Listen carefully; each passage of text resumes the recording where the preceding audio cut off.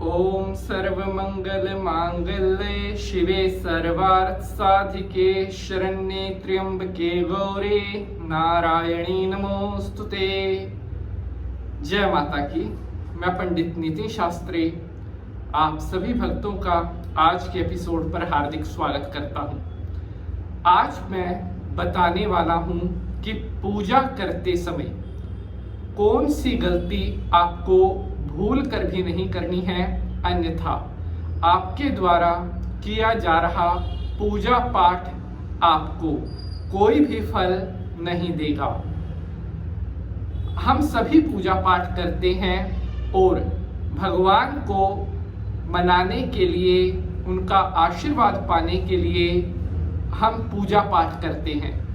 लेकिन क्या होता है जब हमारे द्वारा किया जा रहा पूजा पाठ हमें कोई भी फल ना दे, अपितु हमें संकट, परेशानियां ये सब मिलते रहते हैं। हमारी कुछ ऐसी गलतियां होती है जिनके कारण हमारा किया गया पूजा पाठ बेकार होता रहता है, पूजा पाठ का कोई भी फल हमें नहीं मिलता और हम जितनी भी पूजा पाठ कर लें वो सब व्यर्थ हो जाती है।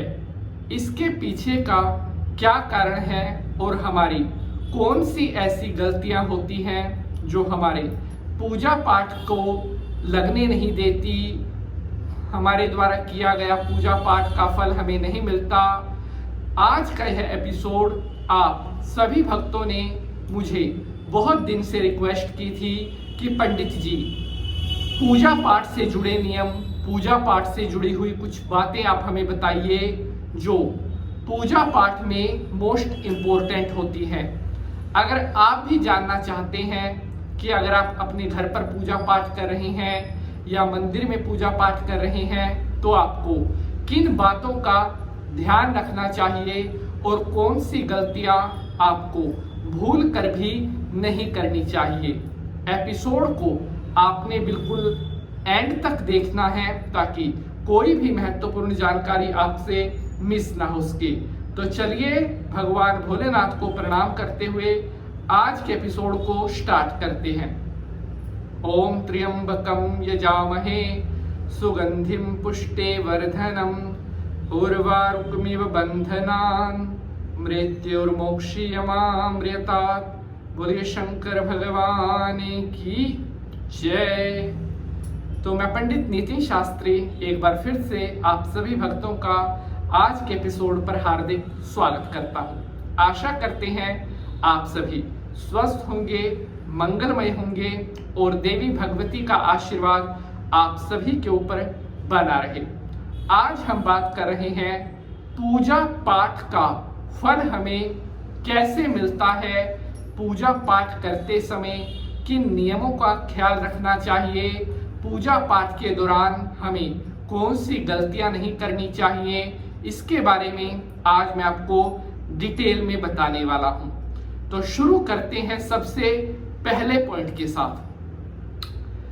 देखिए, चाहे आप अपने घर पर पूजा पाठ कर रहे हैं, चाहे आप मंदिर जा रहे हैं, जिस समय अगर आप मंदिर जा रहे हैं तो मंदिर में प्रवेश करने के साथ ही वहां पर जो घंटी लगी होती है उसे जरूर बजाना चाहिए। कई व्यक्ति क्या करते हैं, मंदिर में जाते हैं लेकिन वहां पर जो घंटी लगी हुई होती है उसको भी नहीं बजाते। अगर घर पर पूजा कर रहे हैं तो घंटी रखी हुई तो होगी लेकिन उसको बजाएंगे नहीं। अब मैं आपको बताता हूं घंटी बजाने का महत्व। देखिए, मान लीजिए हमारे घर पर कोई गेस्ट आता है, मेहमान, तो सबसे पहले वो मेहमान क्या करेगा, हमारे दरवाजे पर आकर डोरबेल बजाता है, यानी कि घंटी। तभी तो हमें पता चलता है कि कोई हमारे दरवाजे पर आया है।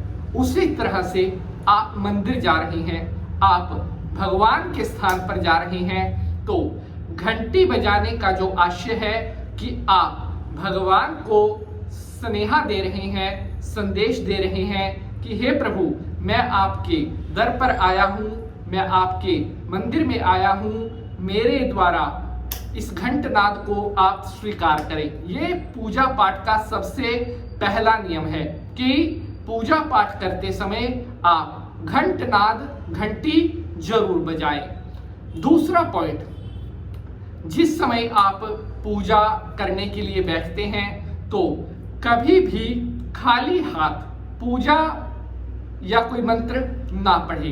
कई लोग क्या करते हैं, खाली हाथ ऐसे बैठ गए और मंत्र। देखिए, मैं ऐसा नहीं कह रहा कि खाली हाथ बैठने पर आपको बिल्कुल भी फल नहीं मिलेगा, फल मिलेगा, लेकिन जितना फल अभी जो मैं बताने वाला हूं उस नियम को आप फॉलो करते हैं तो आपको भगवान का कई गुना ज्यादा आशीर्वाद मिलेगा।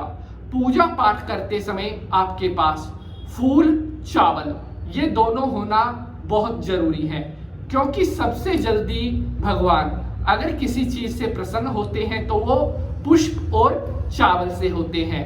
पुष्प चावल हाथ में लेकर के ही कोई भी मंत्र, चाहे आप गणेश जी का मंत्र पढ़ रहे हैं, चाहे भगवान शंकर का मंत्र पढ़ रहे हैं, चाहे माता लक्ष्मी जी का मंत्र पढ़ रहे हैं, तो कोशिश करें पूजा पाठ के दौरान अपने हाथ में फूल और चावल जरूर होने चाहिए। पॉइंट नंबर 3, पूजा पाठ के दौरान आपके पास पानी का भी एक पात्र जरूर होना चाहिए। साथियों, सबसे ज्यादा पवित्र, सबसे ज्यादा पुण्य, सबसे ज्यादा शुद्ध अगर किसी को कहा गया है तो गंगा जल को कहा गया है। कहते हैं पूजा पाठ के दौरान पूजा में बैठने पर, पूजा करने से पहले अगर आप गंगा जल पी करके और फिर अपनी पूजा प्रारंभ करते हैं तो ऐसा करने से आपके द्वारा पढ़ा जा रहा एक एक मंत्र, आपके द्वारा पूजा में बोला जा रहा एक एक श्लोक आपको लाख अनंत पुण्य फल देगा और आपके द्वारा की जा रही पूजा पाठ भी परमपिता परमात्मा के द्वारा बहुत जल्दी स्वीकार कर ली जाती है। इसलिए पूजा के दौरान अपने पास थोड़ा गंगा जल भी आपको रखना चाहिए।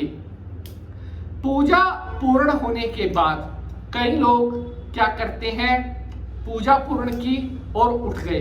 कोशिश करें पूजा पूर्ण होने के बाद आरती जरूर करनी चाहिए। अगर आपके पास समय की थोड़ी कमी है तो आप कर्पूर गौरम करुणावतारम संसार सारम भुजगेंद्रहारम सदा वसंतम हृदयारविंदे भवम भवानी सहितम नमामि, इस श्लोक के साथ भी भगवान को नमस्कार कर सकते हैं।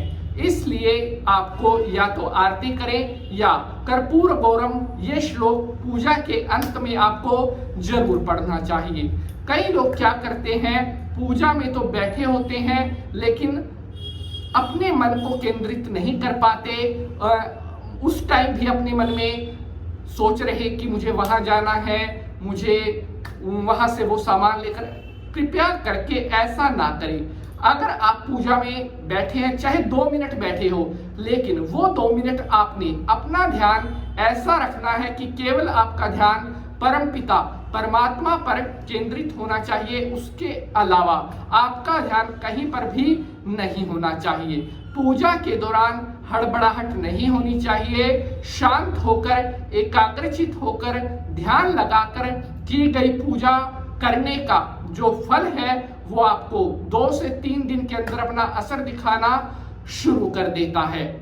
पूजा पूर्ण होने के बाद लोटे में जो जल आप अगर लेते हैं तो उस लोटे के जल को या तो आप अगर मंदिर में शिवलिंग पर कर रहे हैं तो शिवलिंग पर चढ़ा देना चाहिए, अगर अपने घर पर कर रहे हैं तो वो लोटे का जो जल होता है वो सूर्य भगवान को अर्पण कर देना चाहिए।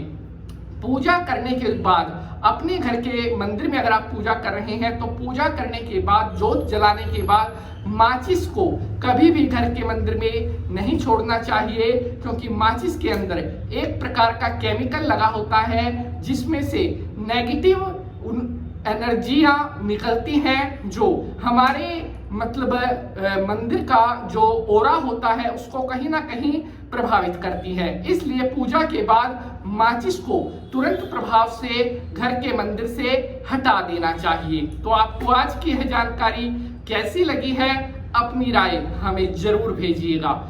आज के लिए बस इतना ही। अब आपसे अगले एपिसोड में मुलाकात होगी किसी नए विषय के साथ। तब तक के लिए जय भोलेनाथ।